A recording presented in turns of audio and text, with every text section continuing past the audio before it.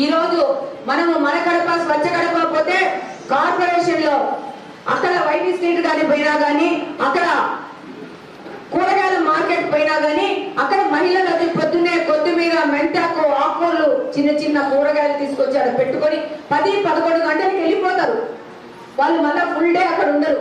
వాళ్ళు వచ్చి చెప్పారు శ్రీనివాస్ రెడ్డి సార్ గారికి, మాకు డబ్బులు తీసుకుంటుంది కార్పొరేషన్, మేము వచ్చి ఏమి ఇవ్వగలుగుతాము, మాకు వచ్చేది ఎంత 300, 400, 500, అంతకంటే వాళ్ళు ఏం సంపాదించరు.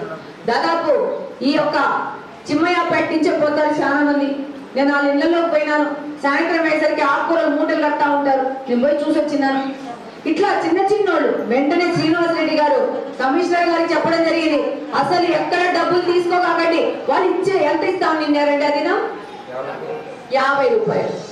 50 రూపాయలు ఈ కార్పొరేషన్ మనం మిడ్డ కడతామా, మేడ కడతామా, ఏం కడతాం?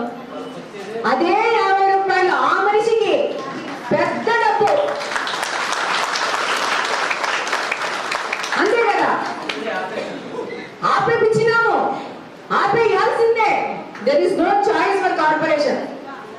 అది పేదల కోసం మీరు డబ్బులను పట్టండి అయ్యా.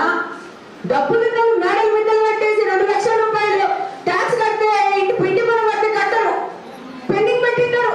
ఈ వైసీపీ పార్టీ ఎంతో మంది కార్పొరేటర్లు నాకు లిస్ట్ ఉంది, ఎవరు డబ్బు కట్టలేదు, వెళ్తే దారి తీసినామంటారు. పెద్ద పెద్ద వాళ్ళు పెద్ద పెద్ద కుర్చీలలో కూర్చున్నారు ఇప్పుడు అందరూ.